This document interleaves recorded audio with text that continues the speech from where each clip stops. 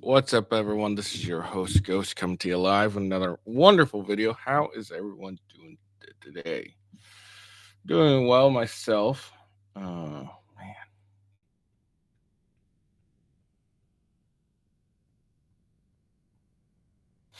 Um, yeah, I'm tired as hell. I got home late last night, so I'm tired. That's all.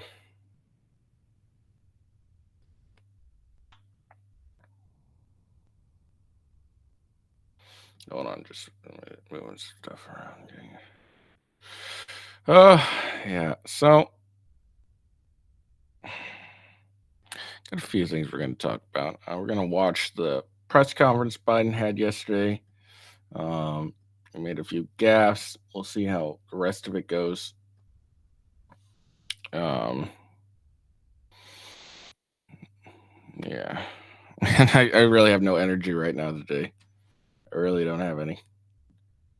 So this might be a short show. Just that's how tired I am. Oh man, I just want to go back to sleep so bad. Anyway, so yeah, we're gonna check out. We're gonna watch the Biden press conference that happened. We're also gonna watch a clip of Biden talking with the President Zelensky. And then we got a clip of talking about the Biden campaign, quietly assessing Harris's viability as a candidate. So they may be looking to try and replace Biden as more and more Democrats are turning their back on Biden. And finally, we'll discuss Lauren Luer and her confronting Elizabeth Warren about Biden. So yeah, we'll watch that. I'm sorry today. I'm just really tired today. Oh man.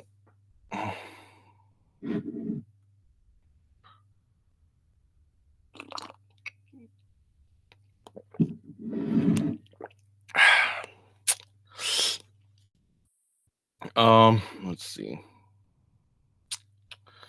Yeah. Before I get into it, let's do a little housekeeping. Follow me on X at officialwghost. That's the best way to find out when I go live and what I am up to. And then you can follow me on Rumble, rumble.com/withghost. That is the main channel, home base. You can always find me there. Good Lord.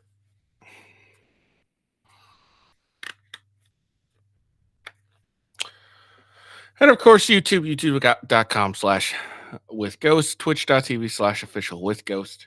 Yeah, so those are the various channels you should watch and check me out. All right, let's get into it. Like I said, I'm just really exhausted.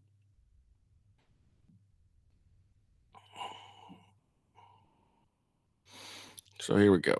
This is the Biden's first press conference. I think this is his first solo press conference, like just him and not doing any other type of, with anyone else since the debates. Here comes President Biden after the NATO summit in Washington. Let's listen. Thank you. Please be seated. Well, good evening. We just concluded this year's NATO summit, and the consensus among the members was it was a great success. So especially momentous because it represented the 75th year, the most important military defense alliance in the world's history of the world. We should never forget that NATO grew out of the wreckage of World War II, the most destructive war in history. The idea was to create an alliance of free and democratic nations that would commit themselves to a compact of collective defense. Standing together, they knew we'd all be safer. An attack on one would be treated as an attack on all. And it's worked because a would-be aggressor knows they attack one of us, they'll be attacked by all of us. Sending that message is the best way to deter aggression and prevent wars in the first place. For those who thought NATO's time had passed, they got a rude awakening when Putin invaded Ukraine.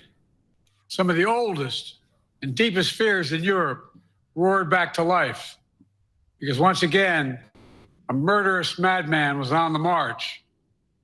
This time, no one cowered in appeasement, especially the United States.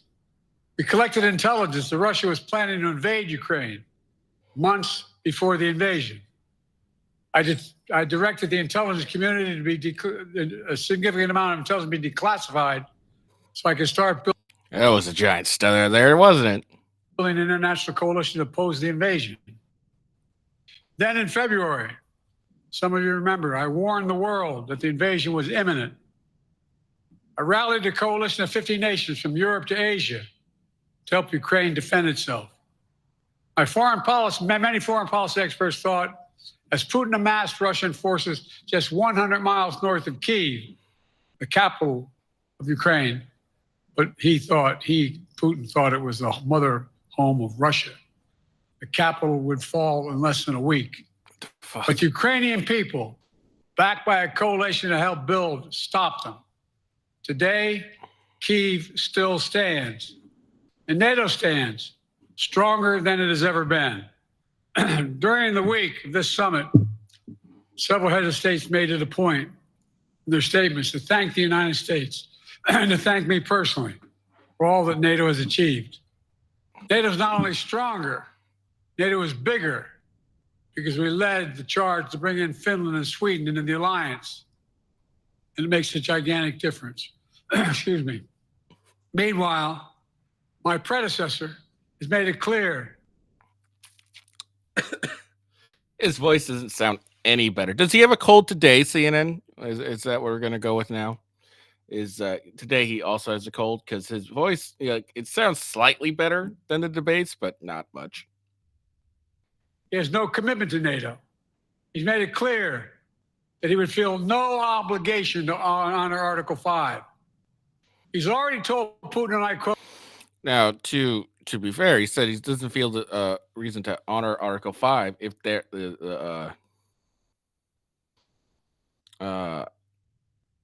if they don't continue to pay their fair share. Okay, so if they don't pay their fair share, they're not going to honor their. Trump said he's not going to honor the commitment. So all NATO needs to do is just pay their fair share because they hadn't for a while until Trump came along. Do whatever the hell you want. In fact, the day after Putin invaded Ukraine, here's what he said. It was genius. It was wonderful. Some of you forgot that, but that's exactly what he said. Is that what he said? And what's the context of what he said? Here's the problem with Trump and Biden and all that stuff is Biden's a liar too. Okay. He also isn't reliable when his, anything he says. But again, with Trump, they have a problem here is they continue to lie about exactly what he said. They fail to add the context, and then we see the context. You could be saying, what's the context with him saying, if what Biden is saying true, and he said, oh, it was genius, the Russians invading in Ukraine. What was the context? All right. And I think a lot, even the American people, even the ones that don't like Trump have realized that whenever the press or his opponents try to sling mud at him, they always make it a far higher, the what he said a bigger deal than what he actually said, and it ends up mitigating the actual mudslinging. So what's the context about this? It was genius thing, and did that even happen? Can you even trust Biden saying what he says on this? Well, I made it clear a strong NATO is essential to American security. And I believe the obligation of Article 5 is sacred. And I would remind all Americans, Article 5 is invoked only once in NATO's long history, and that was to defend America after 9/11. I made it clear that I will not bow down to Putin. I will not walk away from Ukraine. I will keep NATO. Here's the problem: is Ukraine's not part of NATO. Okay, so this whole attack on one is attack on all type thing isn't really prudent here because Ukraine's not part of NATO. And it appears the only reason Russia even invaded Ukraine was due to NATO coming back on their agreement on not going on. They agreed like, hey, we're not going to bring Ukraine into NATO. We're not going to do that. And then there was appearance for them actually doing it, that of pulling Ukraine into NATO, and that's when Russia invaded. So it's really NATO's fault that Russia invaded Ukraine. So strong. That's exactly what we did, and exactly what we'll continue to do. Now, the future of American policy is up to the American people. This is much more than the political question. It's more than that. It's a national security issue. Security. Don't reduce this to the usual testament Reduce this? that people talk about, issues of being a political campaign. It's far too important. It's about the world we live in for decades to come. Every American must ask herself or himself, is the world safer with NATO? Are you safer? Is your family safer? I believe the American people know. The answer to all those questions is yes. No. The answer is NATO's very irrelevant, and for the longest time we were paying way more into it than our allies. So why are we paying more to defend people in a different country, in a country that's not ours? That's what NATO is. Like, they're grouped together. They're the ones that would generate if NATO happen, if a large scale war were to start. It's generally going to be more than likely in that area where NATO is congregated. But we were paying far more than they were in that defense. So I mean, I think a lot of people think NATO is useless, as I don't see why you need a NATO alliance to agree, hey, we're gonna come and help you if you need it. I don't think that's really necessary at this time. Yes. And I believe the American people understand that America is stronger because of our alliances. I believe the American consensus from Truman to Reagan to me still holds today. America cannot retreat from the world. We must lead the world. We're an indispensable nation, as Madeleine Albright wrote. Now let me turn to three other key issues. Just this morning, we had a great economic report showing inflation is down. Overall prices fell last month. Core inflation is the lowest it's been in 3 years. Prices are falling for Ironically, that's when Biden became president. cars, appliances, and airfares. Grocery prices have fallen since the start of the year. We're going to keep working to take down Has corporate it really? greed to bring those prices down further. I Meanwhile, haven't seen that. Trump's calling for a 10% tariff on everything Americans buy, including food from overseas, vegetables, and other necessities. And economists tell us that would cost the average American working family another $2,500 a year. It's a tax of $2,500 a year. Second, our efforts to secure the border, southern border, is working. After Trump killed the Bible, let's make that clear. Like, they only started doing it like a couple months ago. So any securement they've been doing has only been doing it because Biden was polling low on the border. And I think American people see that. It's like, that's a purely political stunt. By the time, if he gets reelected president, it's going to go back to a free-for-all. bipartisan effort to secure the border. That was unnecessary. He's talking about the border bill. Turns out that wasn't even necessary. All right. Wasn't really necessary, and was kind of pointless. If you were going to send a bunch of money for the border to hire more border patrol and increase judges and shit like that to help along with asylum process and stuff. But if we weren't really going to do anything, then what was the point of passing that bill? And it turns out we didn't really need that bill. And also it gave Biden additional powers when it came to the border and stuff. Turns out it wasn't fucking necessary at all. Okay. It wasn't necessary at all to have this bill passed. And Biden could have just done what he wanted to do anyways. And again, what's the point of spending some money that when you're not actually enforcing the border? So having more border patrollers and sending them down there, but you're still letting people come in and releasing them into the country and shit. It'd be pretty pointless to pay for more judges and pay for more border patrol. Republicans and Democrats had worked on, because he thought it would benefit me and make him a loser. Republicans walked away. So I took executive action last month. Yeah. So what you're telling us is you didn't need the border bill to do what you wanted to do on the border. And you only did it when the election year came up. Otherwise, you fucked up. And also totally ignoring the fact that Democrats just voted against the SAVE Act, both in the House and the Senate, so it didn't pass. The SAVE Act was basically you just have to prove that you are a U.S. citizen to register to vote. But Democrats, decided not to vote for it. As a consequence, working with Mexico, border encounters have gone down over 50%. Oh, the current level. So what you're saying, the past 3 years didn't really need to happen? This isn't a win for him. He doesn't realize it. This isn't a win for him, because all people are now going to think is like, so you could have done this the last 3 years, but didn't, and then just waited until it was an election year to actually start doing something about it. Level is lower today than when Trump left office. Third, again, it's not the win he thinks it is, because again, it just shows that he could have done this entire time and instead waited and allowed, hundreds upon hundreds of, or maybe thousands upon thousands of people to enter our country illegally and become more of a strain on our economy.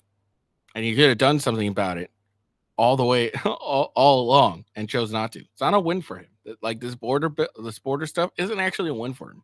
For months, the United States has been working to secure a ceasefire in Gaza, to bring the hostages home, to create a path for peace and stability in the Middle East. 6 weeks ago, I laid out a detailed plan in writing. It was endorsed by the UN Security Council, the G7. That framework is now agreed on by both Israel and Hamas. So I sent my team to the region to hammer out the details. These are difficult, complex issues. There's still gaps to close. We're making progress. The trend is positive. And I'm determined to get this deal done and bring an end to this war, which should end now. Let me conclude where I began. We're the United States of America. We are the indispensable nation. Our leadership matters. Our partnerships matter. This moment matters. We must rise to meet it. With that, I'll take your questions. I've been given a list of people to call on here. So what he's just said was, they don't trust me to be able to answer any questions. So I'm going to have some pre-selected people give me some softball questions, and hopefully I don't fuck it up. Like that's what he just said. Really, that's what he really just said. That's hilarious. Reuters, Jeff Mason.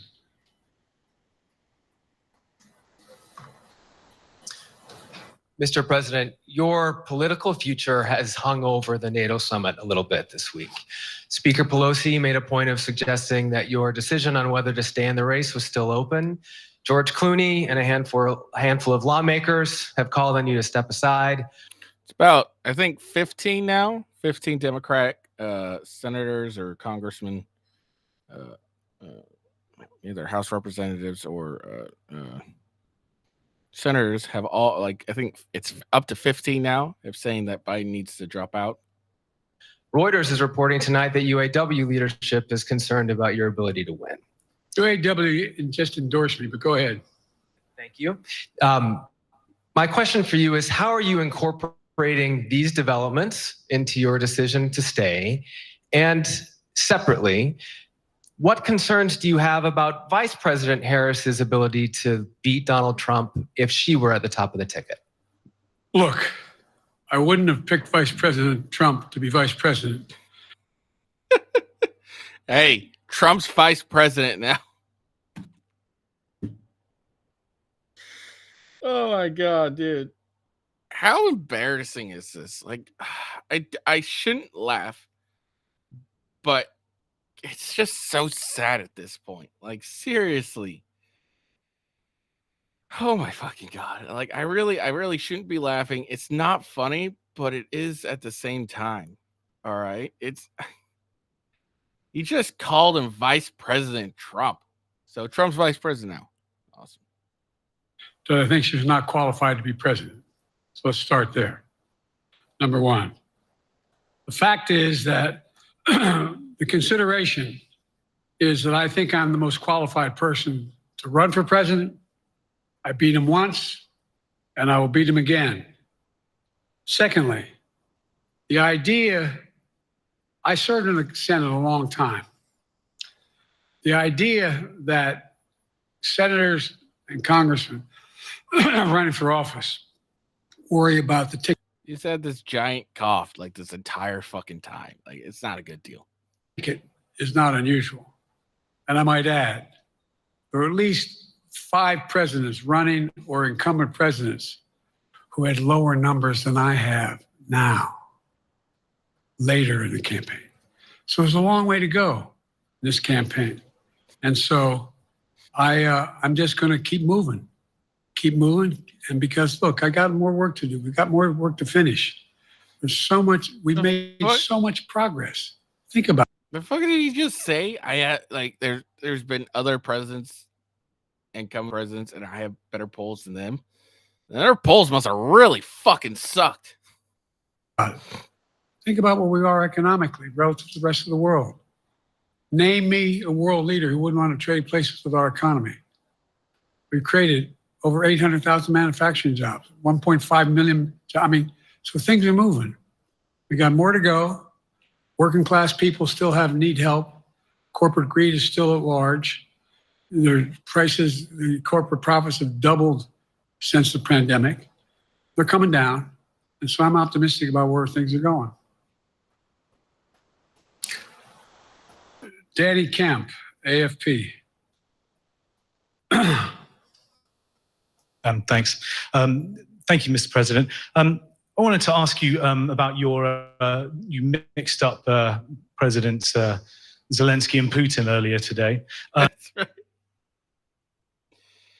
He introduced Zelensky as President Putin.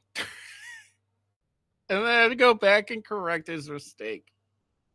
So fucking embarrassing. Oh, this is killing me. Why?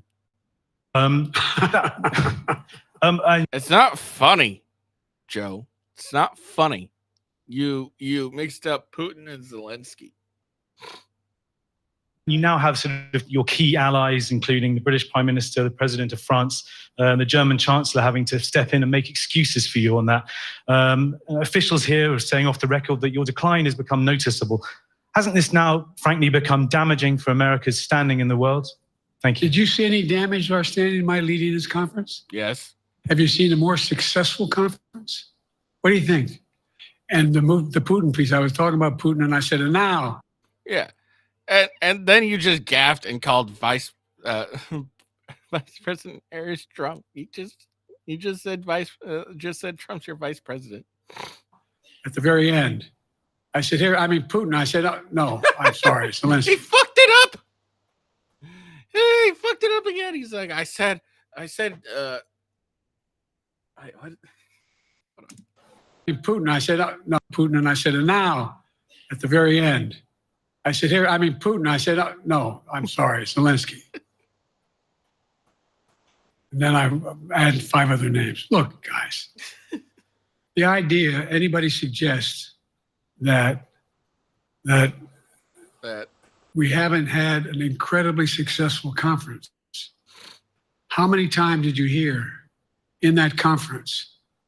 I know it sounds too self-serving, but other leaders, heads of state, in thanking me, saying the reason we're together is because of Biden, because Biden did the following. Look, folks, this is well, anyway, I thought it was the most successful conference I've attended in a long time. What the fuck is that? He just was going on some big thing and then just lost his train of thought and said, anyways. Find me a world leader who didn't think it was. Next one. Nancy Cordes, CBS. Thank you, Mr. President. You mentioned other instances in history where presidents have faced a challenge. But what makes this moment in history so unique is that it is not your enemies who are calling on you to reconsider your decision to stay in the race. It's your friends, supporters, people who think you've done a great job over the past 4 years.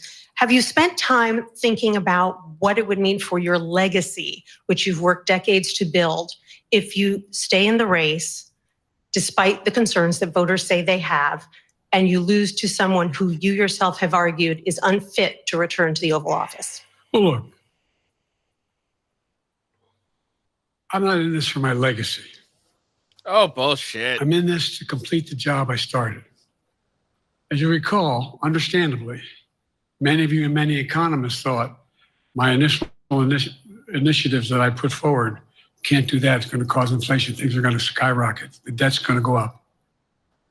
What are you hearing now from mainstream economists? 16 economic Nobel laureates said I've done a hell of a job. And under my plans so far and what's going to happen in the future if I'm reelected, things are going to get much better.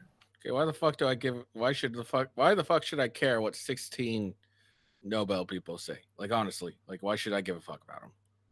It's like, hey, 16 people said I did a great job. So? Who cares? Our economy is growing. I was determined when I got elected to stop the trickle-down economic theory, that if the wealthy did very well, everybody else would do well. My dad was a well-read, decent guy. I don't remember much trickling down on his kitchen table.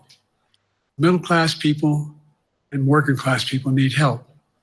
And so what happened is I decided to implement, was able to implement as president, what I believed when I was a senator. And that is that the way to build this economy is from the middle out and the bottom up. That way we grow the economy. And the wealthy still do very well. They do fine. And guess what? Find me an economist, mainstream economist, who said we haven't done well. What have we not done that isn't working right now? And so we got more to do, though. We got to finish the job. And by the way, I come from the corporate state of the world. Delaware has more corporations registered in Delaware than every other state in the nation combined. I'm not anti-corporate, but corporate profits have doubled since the pandemic. Doubled. It's time things get back in order a little bit. It's time. It's a problem of it doubling. I mean, corporates, we probably want corporate people to have a, desire to do well. Like, what the hell is this crap? Whatever. For example, if I'm reelected, we're going to make sure that rents are kept at 5% increase in corporate rents for apartments and the like and homes are limited to 5%. We're going to make a lot of changes that I've been talking about because we're going to continue to grow this economy. And by the way, remember how I got so roundly criticized for being so pro-union, not labor, union. Well, guess what? I've been the most pro-union labor president in history. Not a joke. And guess what? We had the Treasury Department do a study. When unions do better, everybody does better. Everybody does better. And we talk about how, what is this shit where he leans over and it doesn't present any strength, Biden. It just makes you look more like an old man. Like, what the fuck is this crap?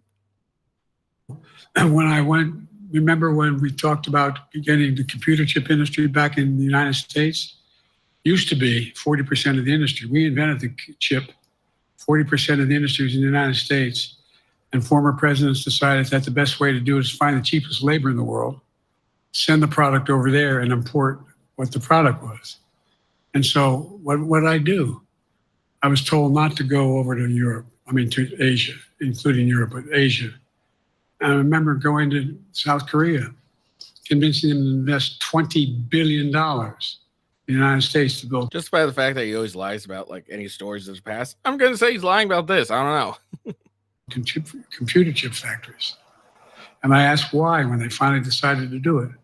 And the answer was because you have the safest economy in the world, and you have the best workers in the world. So the whole idea here is we've invested, there's over $50 billion in investment in computer chip manufacturing just coming into being. None of you thought that would happen. None of you thought that would happen. But it's happening. It's happening. It's going to grow economies. All three. And by the way, red states and blue states. Matter of fact, there's as much in red states as blue states. I've made no distinction. So my generic point is that the idea that we can't continue to build and grow the economy, make it fair. Like I said, from my standpoint, when the middle class does well, that's when the whole economy grows. The poor have a shot, the wealthy do well. The wealthy got to start paying their taxes. Follow-up, sir. You mentioned that your Vice President Kamala Harris would be ready to serve. No. It's not Kamala Harris who's vice president. It's Trump who's vice president. Don't lie. On day one. Can you elaborate on that?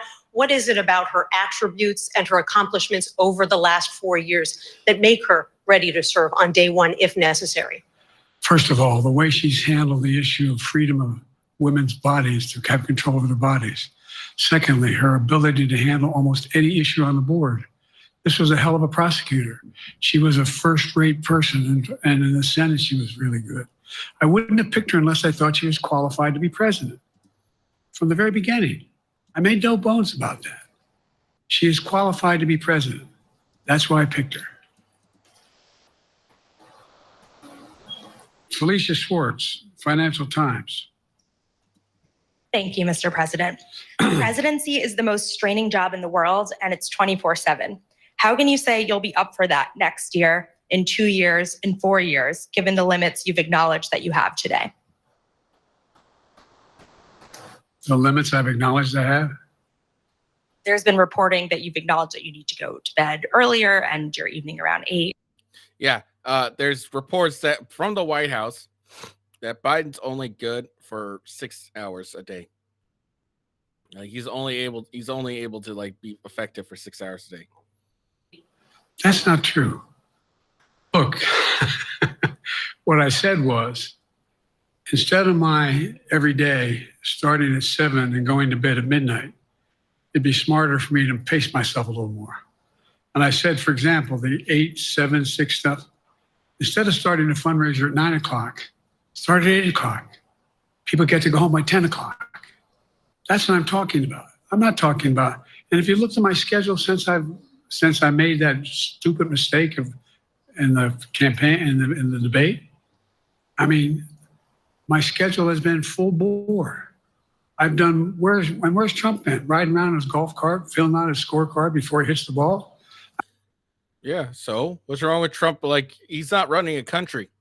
What are you talking about? He's not running a country. He's currently running for president, but he's not running the country. So he's probably has a lot more free time to go and play golf. Like, what is this? All the while, he's also facing a bunch of felony charges that you've levied against him, criminal charges that you've levied against him. Like, it's like, okay, so man deserves some golf. I mean, look, You're just mad because he can go and play golf and you couldn't go play golf at all. I'm telling you, we need to end the September debate and just have a golfing competition. Whoever wins gets to be president. he's done virtually nothing.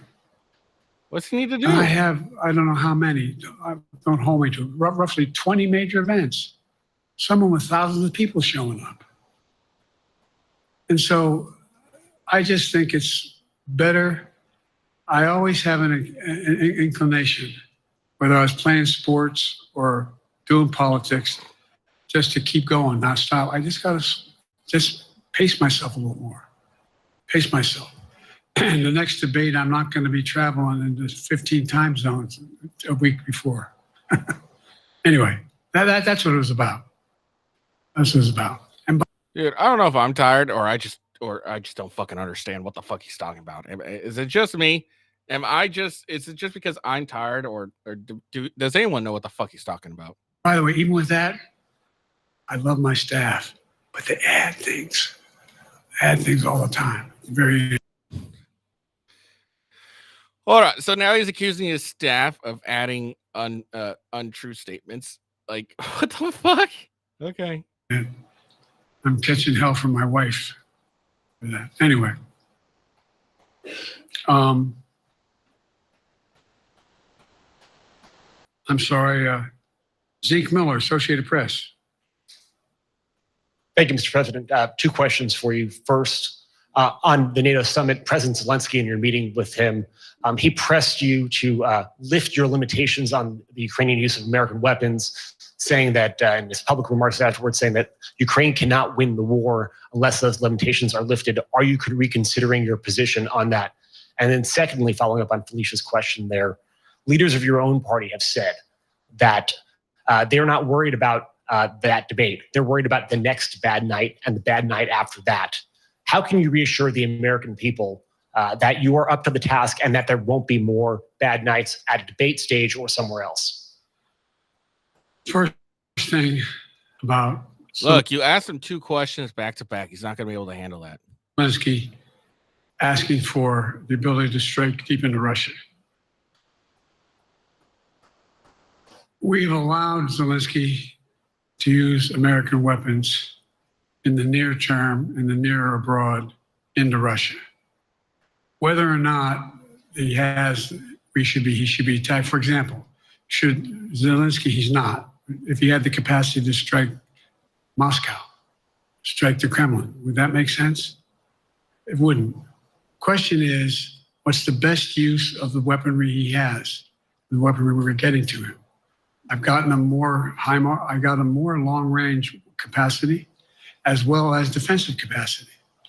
And so our military is where I'm following the advice of my commander-in-chief, the chief of staff of the military, as well as the Secretary of Defense, of the advice of my. Hold on.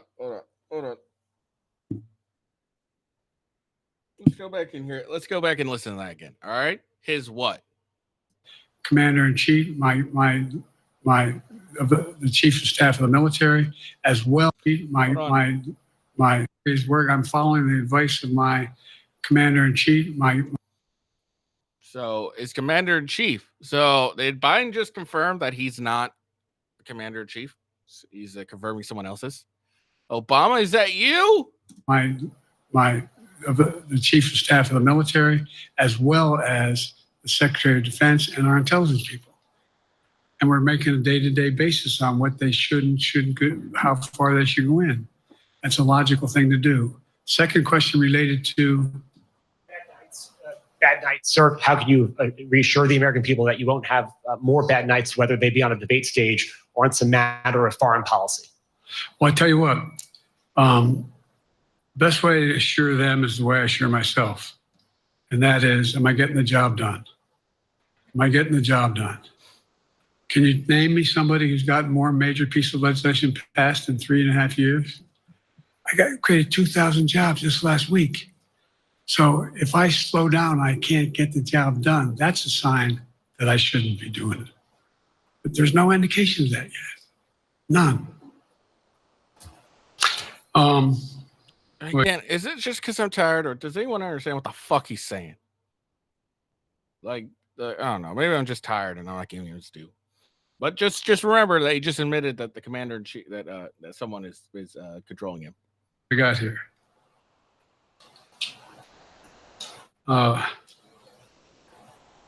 Merrick, Pulaski Radio. Yeah, I'm getting exhausted. Just like I'm getting like secondhand exhaustion from him. He sounds like he's just over everything. Thank you, Mr. President. How are you? I'm well.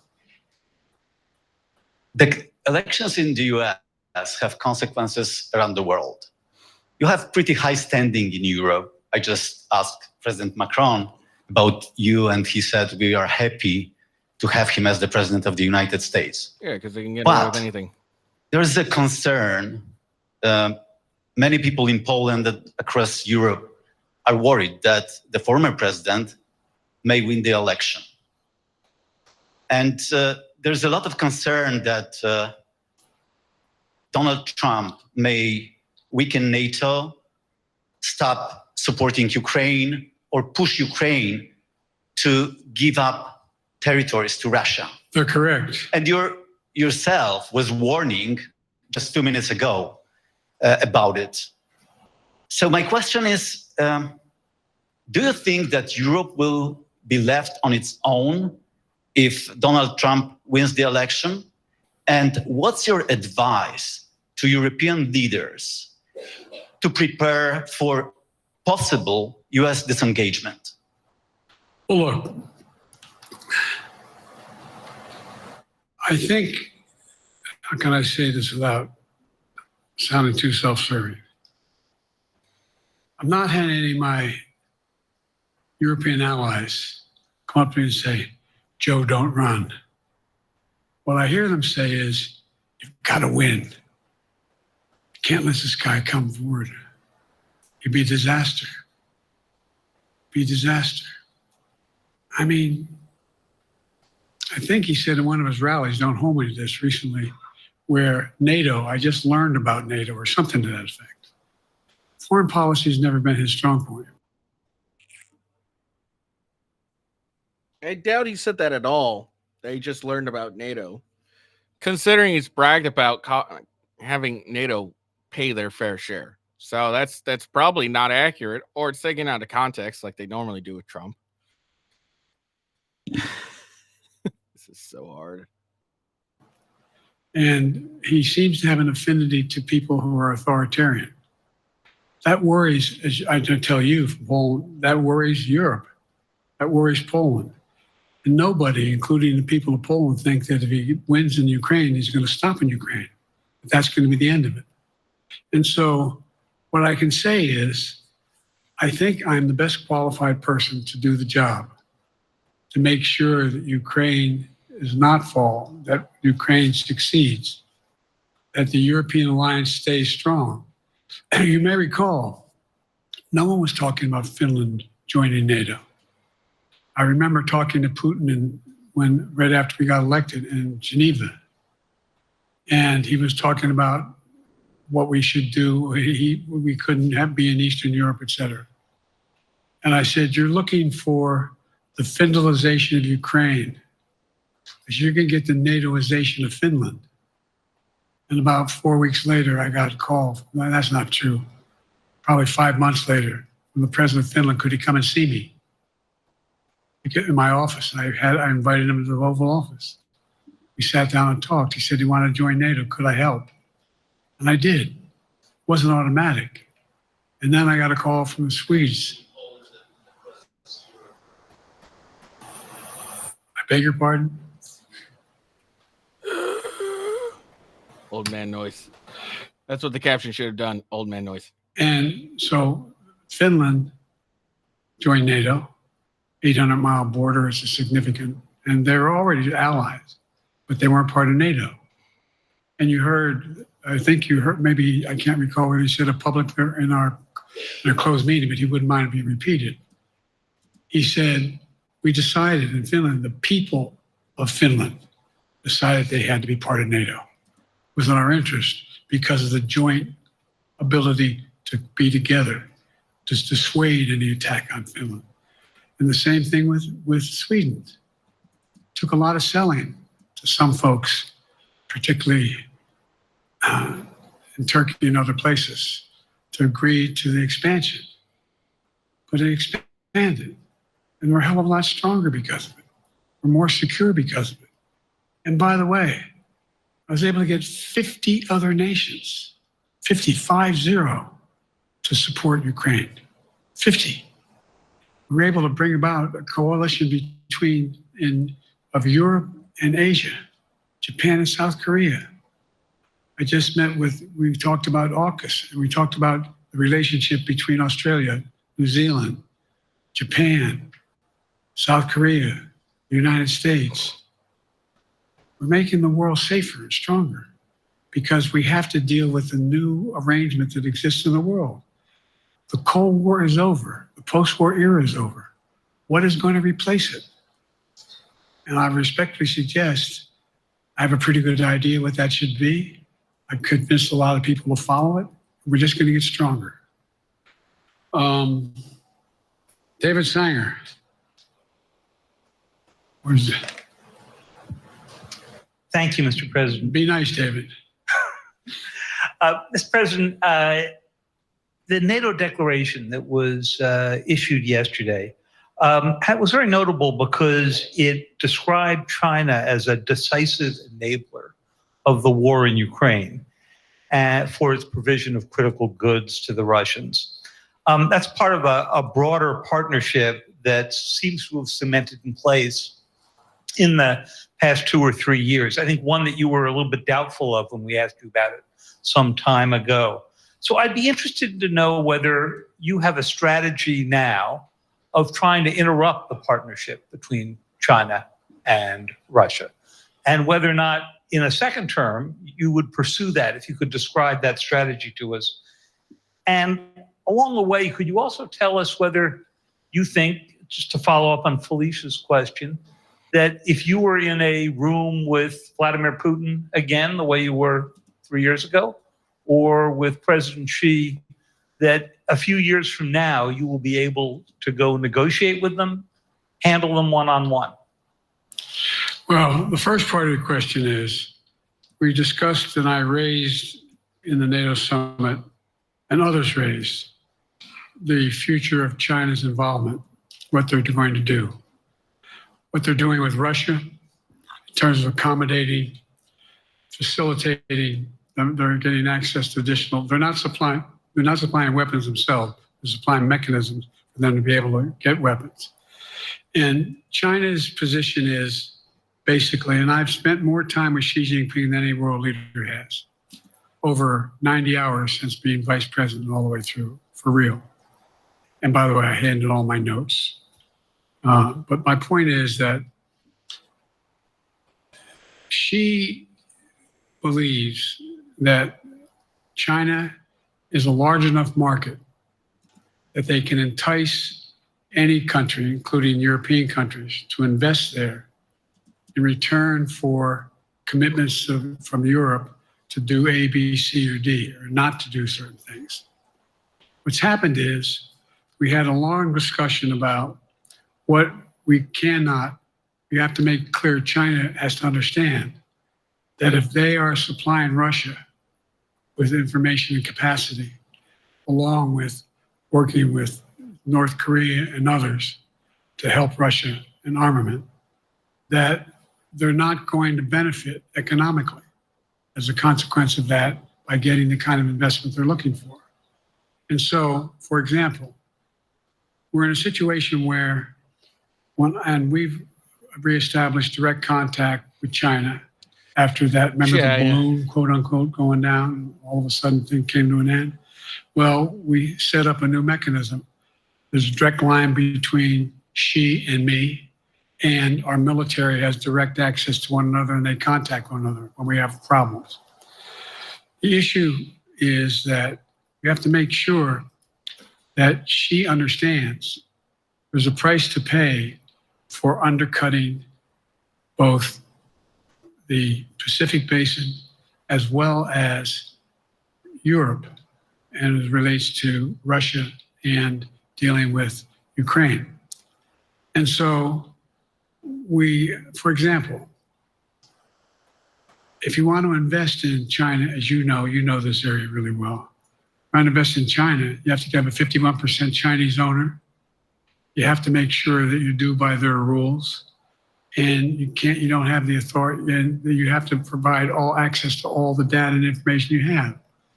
There was a while there, as you recall, the last administration and other administrations, where the access to that market was enticing enough to get companies to come in because they had access to over 1 billion people in a market, not 1 billion, but a lot of people in the market. And so they were doing it. But that got curtailed when we started saying we're going to play by the same rules. For example, the idea they don't abide by the international rules related to subsidizing products by the government funding. So guess what? They're not going to be able to export their electric vehicles to the United States without a significant tariff. Others are doing the same thing around the world. But it is a concern. It is a concern that you have both China, North Korea, Russia, Iran, countries that are not necessarily coordinated in the past, looking to figure out how they can have impact. Interrupt that impact? Yes, I do, but I'm not prepared to talk about the detail of it in public. And I think you'll see that some of our European friends are going to be curtailing their investment in Russia. In China, as long as China continues to have this indirect help to Russia in terms of being able to help their economy as well as help them in as a consequence of that their ability to fight in Ukraine. The other thing that we talked a lot about is that, and I raised it, and I didn't hear any. I can't swear that everyone agreed because not everyone got to talk about it, but we need a new industrial policy in the West. For example, we talked about how both the EU as well as NATO has to be able to begin to build their own munition capacity, has to be able to generate their own capacity to provide for weapons and the ability to, it came as a surprise to some of us how we had fallen behind in the West in terms of the ability to construct new material, new weaponry, new everything from vehicles to weapon systems. And so one of the things that came out of this was we're going to be meeting again with a number of my colleagues, my European colleagues, is what do we do to increase the capacity of the West, particularly in Europe and Japan, to be able to generate kind of ability to produce their own weapon systems. Not just for themselves, but to be able to generate that. It's the same, it's what Russia's trying to figure out. They went to China and they didn't get the weapons, but then they went to North Korea. But we're going to be in a position where the West is going to become the industrial base for it to be able to, the ability to have all the defensive weapons that we need. That was a discussion as well. I'm not sure you answered on whether you would be ready to go deal with Putin and Xi 2 or 3 years from now. I'm ready to deal with them now and 3 years from now. Look, So fucking tired here. God damn. like I said, I'm dealing with Xi right now and direct contact with him. I have no good reason to talk to Putin right now. Really? There's not much that he No good is reason? prepared to do in terms of accommodating any change in his behavior. And but there isn't any world leader I'm not prepared to deal with. But I understand the generic point is Putin ready to talk?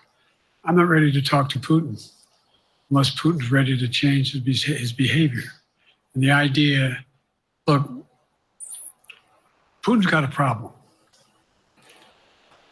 First of all, in this war that he is supposedly have won, by the way, I think, don't hold me to the exact number, but I think that Russia had 17.3% of Ukraine that they've conquered. Now it's 17.4. I mean, in terms of percentage of territory. Oh, They've what not the been fuck? very successful. They've caused horrible damage, loss of life. But they've also lost over 350,000 troops, military, killed or wounded. They have over 1 million people, particularly young people with technical capability, leaving Russia because they see no future there. They've got a problem. But what they do have control of is they are very good at controlling and running the public outcry that relates to how they use mechanisms to communicate with people. They lie like hell to the constituencies. They lie like hell about what's going on. And so the idea that we're going to be able to fundamentally change Russia in the near term is not likely. But one thing for certain, if we allow Russia to succeed in Ukraine, they're not stopping in Ukraine. I recommend, I know you know this. What because evidence do you have? They're you've not gonna written stop about in it. Ukraine. Read Putin's speech after they moved in, what it was all about in Kyiv. It wasn't about just, anyway, read what his objective is. And anyway, but so I think that I'm prepared to talk to any leader who wants to talk, including if Putin called me and wanted to talk. Last time I talked to Putin was trying to get him to work on an arms control agreement related to nuclear weapons in space. That didn't go very far. So my point is, I'm prepared to talk to anybody, but I don't see any inclination. There is an inclination on the part of the Chinese to keep in contact with me because they're not sure where this all goes. And look what's happened in Asia. We have strengthened Dude, what the fuck the is this guy Asian Pacific talking area about? He's more been than anyone rambling else has. on. We just put together with today. I asked our NATO allies that we bring on the group from the South Pacific, Australia, New Zealand, Japan, Australia. I already mentioned Australia, and I met twice now, I think, with the 14 leaders of the Pacific Island nations, and we've slowed down what's going on there. We've slowed down China's reach, but there's a lot of work to do. This is a moving target, and I don't take it lightly. Sam from NPR. Thank you, Mr. President. Asma Khalid with NPR. I have two questions. Earlier, you spoke about the ceasefire plan between Israel and Hamas. We're now looking at 10 months of war, and I'm curious if there's anything that you feel personally you wish you would have done differently over the course of the war. And then secondly, if I may, I wanted to ask you about your presidential campaign. I remember covering your campaign in 2020, and there was a moment where you referred to yourself as a, quote, bridge candidacy, a transition to a younger generation of leaders. I want to understand what changed. Two things. Let's go back to when you talked about would I have changed anything that's happening with Israel and the Palestinians and the Palestinian movement. The answer is, as you recall, from the very beginning, I went to Israel, but I also got immediate contact with al-Sisi in Egypt. I met with the King of Jordan. I met with most of the Arab leaders to try to get a consensus going as to what had to be done to deal with getting more aid and food and medicine into the Gaza Strip. And we pushed it really hard. And Israel occasionally was less than cooperative, number one. The Israeli War Cabinet, I've been dealing with Israel since Golda Meir. I've saw some of the reporters around here come all the time have heard me say this. The first time I met with Golda Meir, I sat across from her at her desk, and her assistant was Rabin sitting next to me. That's how far back I go. I know Israel well, and I support Israel. But this war cabinet is one of the most conservative war cabinets in the history of Israel. And there's no ultimate answer other than a two-state solution here. And so what was able to be done in terms of the plan I put together was it would be a process for a two-state solution. And we get the Arab nations to, particularly from Egypt all the way to Saudi Arabia, to be in a position where they would cooperate in the transition so that they could keep the peace in Gaza without Israeli forces staying in Gaza. The question has been from the beginning, what's the day after in Gaza? And the day after in Gaza has to be, the end of the day after has to be no occupation by Israel on the Gaza Strip, as well as the ability for us to get in and out as rapidly as you can all that's needed there. I've been disappointed that some of the things that I put forward have not succeeded as well, like the port reattached from Cyprus. I was hopeful that would be more successful. But that's why when I went to Israel immediately after the massacres that occurred at the hands of Hamas, the one thing I said to the Israelis, and I met with the War Cabinet and with Bibi, don't make the same mistake America made after bin Laden. There's no need to occupy anywhere. Go after the people who did the job. You may recall, I still get criticized for it, but I was totally opposed to the occupation and trying to unite Afghanistan. Once we got bin Laden, we should have moved on, because it was not no one's ever going to unite that country. I've been over every inch of that, not every inch, the entirety from the poppy fields all the way to the north. I said, don't make the same mistake we made. Don't think that's what you should be doing, is doubling down. We'll help you find the bad guys, Sinwar and company. And all this criticism about I wouldn't provide when the weapons they needed. I'm not providing 2,000-pound bombs. They cannot be used in Gaza or any populated area without causing great human tragedy and damage. But remember what happened when you had the attack on Israel with rockets and ballistic missiles. I was able to unite the Arab nations as well as Europe, and nothing happened. Nothing got hurt. It sent an incredible lesson to what was going on from the Middle East. So there's a lot of things, in retrospect, I wish I had been able to convince the Israelis to do. But the bottom line is we have a chance now. It's time to end this war. Doesn't mean walk away from going after Sinwar and Hamas.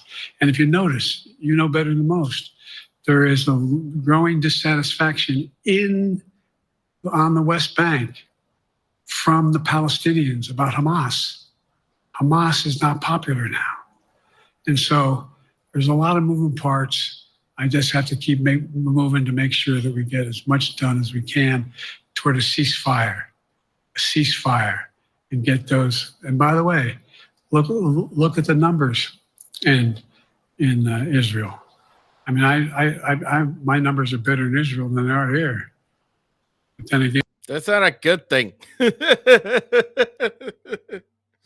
Of course your numbers are better here or better in Israel. You're giving them free money and shit. Like, what is this crap? Who cares if your numbers are doing better in there? Yeah, they're better than a lot of other people here too. But anyway. Bridge candidacy in 2020, you referred to yourself as being a bridge candidate for a younger, fresher generation of Democratic leaders. And I wanted to know what changed. What changed was the gravity of the situation I inherited in terms of the economy, our foreign policy, and domestic division. And I think, I won't put words in anybody's mouth. Most presidential historians give me credit for having accomplished more than most any president since Johnson and maybe before that to get major pieces of legislation passed. And what I realized was my long time in the Senate had equipped me to have the wisdom to know how to deal with the Congress to get things done. We got more major legislation passed that no one thought would happen. And I want to finish it, to get that finished. If tomorrow, if we had a circumstance where there was a lineup and I hadn't inherited what I did and we just moved things along, anyway, it's going to change. Last question. Haley Bull, Scripps. Or no, Josh Weingrove, I'm sorry, was the next one. I'll do two more questions. Thank you, Mr. President. Many of your colleagues, Democrats on the Hill, are watching tonight as they assess what they want to say about your candidacy. I'm wondering how you're thinking of this right now. It seems like your answer is clear, but they're watching how things go tonight, tomorrow in Michigan, next week in Texas and Nevada. Are you thinking that way about whether how the next week or two goes would inform your Am I using that way? You said? Are you thinking that way about how the next 2 weeks go? Will that affect your decision, or are you fully determined on running in November as the party's nominee? I'm determined on running, but I think it's important that I allay fears by let them see me out there. Let me see them out, for the longest time it was, Biden's not prepared to sit with us unscripted. Biden's not prepared to, anyway. And so what I'm doing is, and I've been doing, I think we've done over 20 major events from Wisconsin to North Carolina to demonstrate that I'm going out in the areas where we think we can win, where we can persuade people to move our way, or people are already there. And look, the other thing is we have the most extensive campaign organization that anybody's had in a long, long time. We have well over 1,000 volunteers knocking on doors, making phone calls, making tens of thousands of phone calls. We have headquarters. I forget exactly how many. I want to cite a number and then find out I'm off. But we have scores of headquarters in all the toss-up states. We're organized. We're moving, and that's awful hard to replace in the near term. And here's the other thing. I was in the Senate a long time. Very proud of what I've done in the Senate.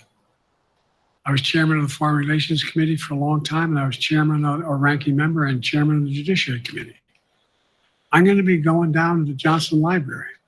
I'm going to be going around making the case of the things that I think we have to finish and how we can't afford to lose what we've done or backslide on civil rights, civil liberties, women's rights. There's that little button we have. Control guns, not girls. I mean, the idea, we're sitting around, this is where Kamala's so good as well. We're sitting around. You mean Trump? More children are killed by a bullet than any other cause of death. The United States of America. What the fuck is this bullshit he's talking about? That's not true at all. What are we doing? What are we doing? The entire time, this is the energy. He finally gathered energy. He spirit bombed it. He's like, Democrats, give me your energy. And then he's like, American children, bullet. We got a candidate saying, promise the NRA, don't worry, I'm not going to do anything. I'm not going to do anything. We got a Supreme Court that is what you might call the most conservative court in American history. Yeah, good. This is ridiculous. There's so much we can do still. And I'm determined to get it done. It's about freedom. By the way, I'll end this. I'm going to not. He talks about freedom and then says, I'm going to control guns. What the fuck is this? I can do that. Haley has to come up too. But I remember I made a speech on democracy in Philadelphia at Independence Hall. And I'm not being critical, just observing. The bulk of the press, what the hell is he talking about that for? Democracy. You did. Democracy is not an issue. Democracy is not an issue. Except the polling data showed 60% of the people knew I was right, thought I was right. I'm not asking you a question. You don't have to answer, obviously. But do you think our democracy is under siege? No. Based on this court? Do you think democracy is under siege based on Project 2025? Do you think he means what he says when he says he's going to do away with the civil service? Eliminate the Department of Education? Good. Make sure, we've What never... does the Department of Education have to do with democracy?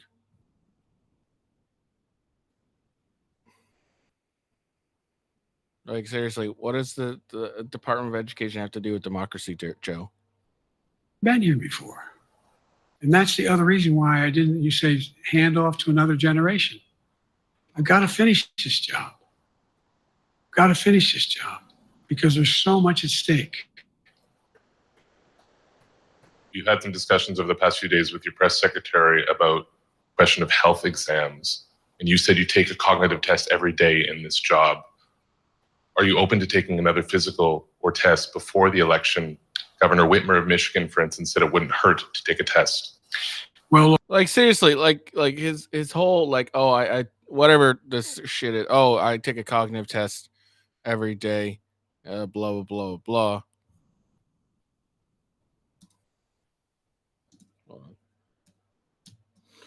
blah. That's fine.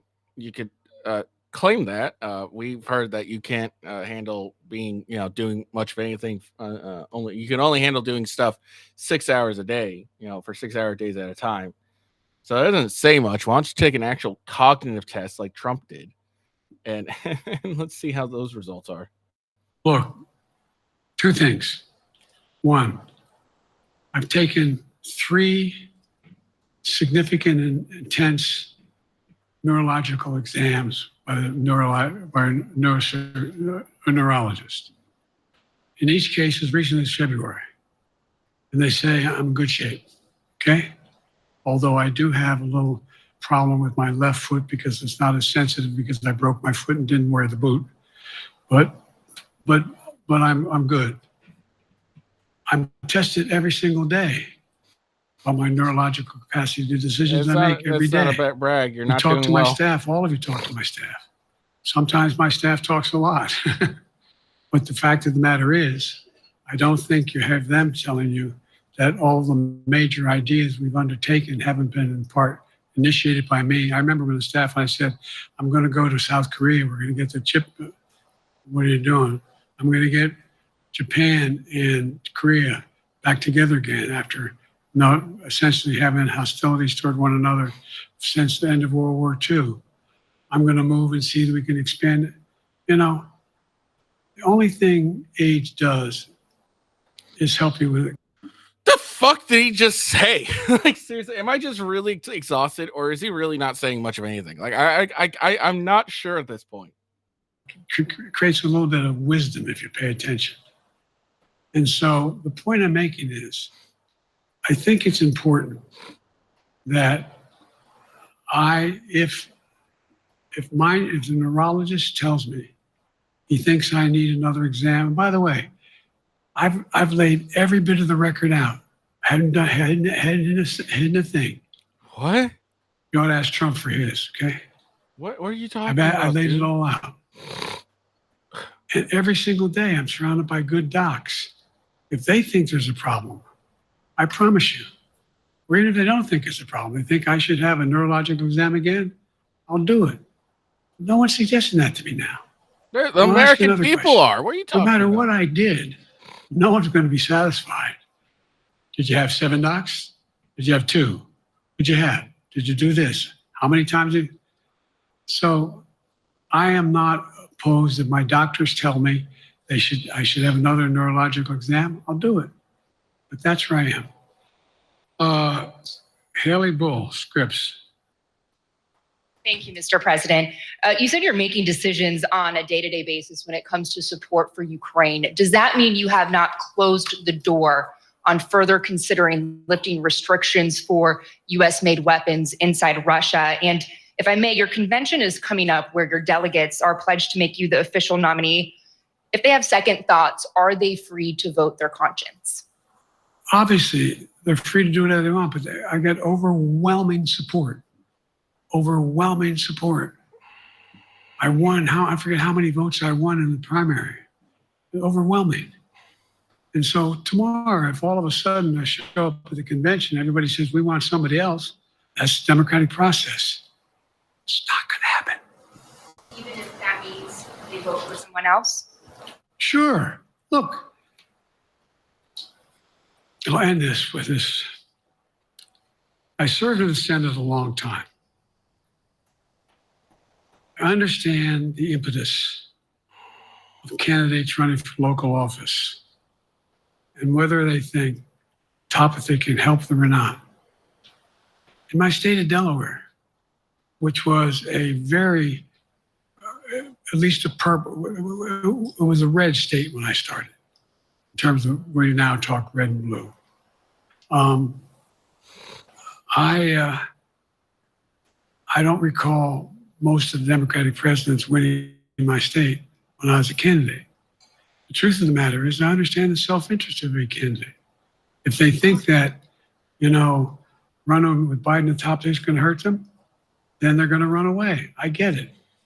But so far, go and look at the polling data in their states.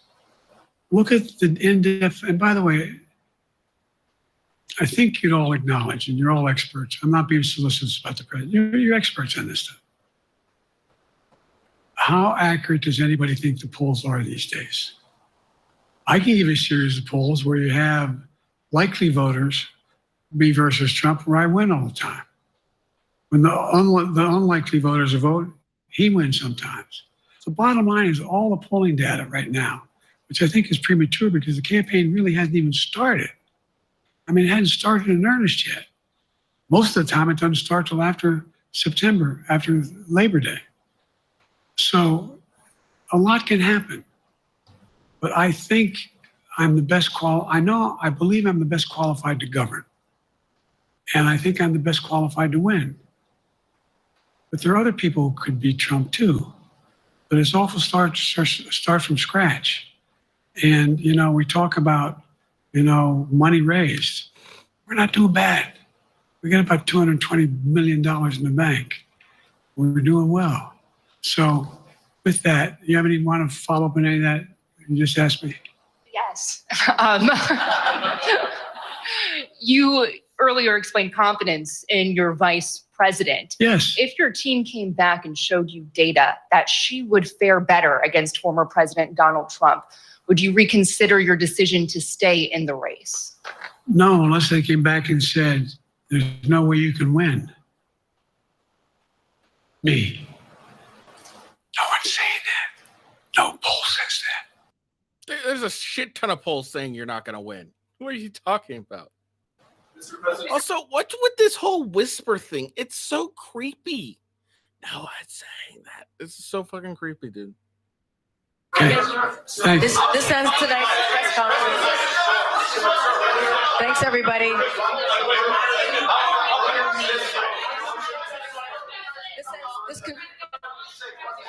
This concludes. Earlier, you misspoke in your opening answer. You referred to Vice President Harris as Vice President Trump. Right now, Donald Trump is using that to mock your age and your memory. How do you combat that criticism from tonight? Listen to him. You're right. Listen to he's 100% right. You should be listening to Trump. You should be listening while Trump makes fun of the president.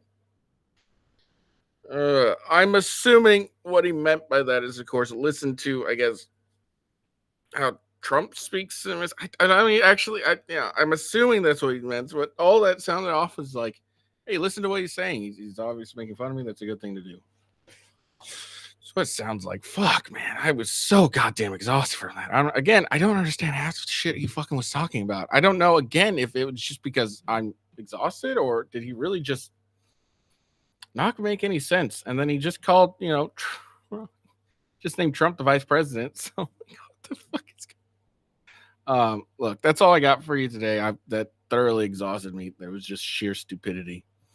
And I'm exhausted as fuck. And I'm just about to pass the fuck out. I swear to God. So we're gonna call it there, and we're gonna have a good day now.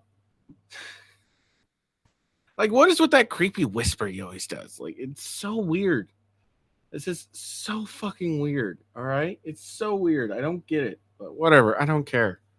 There's like, it's funny. There's people going, oh, Biden's back. Biden's back. Okay, so he did he did a press conference where he didn't sound as bad as he did when he did the debates. It's not really that important because he's got a press conference, he's got teleprompters, he's got notes and everything like that. But then you take that away, he's got to go off the cuff, and he does terrible. Like, come on. So, but well, I'm sure we'll see another thorough trouncing by in the debates in September. I hope Trump takes it seriously and not just let it. He needs to do well again. So if he sees Biden's a little bit, a little more, they fixed the correct cocktail and gave it to him, and he does well. He doesn't come as loony as he did, Trump needs to be on top of his game. So hopefully he won't get cocky. He's like, oh, well, he did so shit last time. I can easily win this. Trump needs to take the debate seriously. Even if Biden still ends up, he continues to be fumbling and looking ridiculous and all that stuff. But Trump should still take it as seriously as if he was going against someone that was actually competent. What Trump should be doing. All right. So let's call it a day. I hope you guys enjoyed the video. Make sure you like and subscribe. Give me a follow. Oh, also, before I go, what the hell? I want to give a shout out to Smoking Dog. Appreciate the follow. Shout out to you, brother. I hope you have a good day. Peace out, and I will see you later.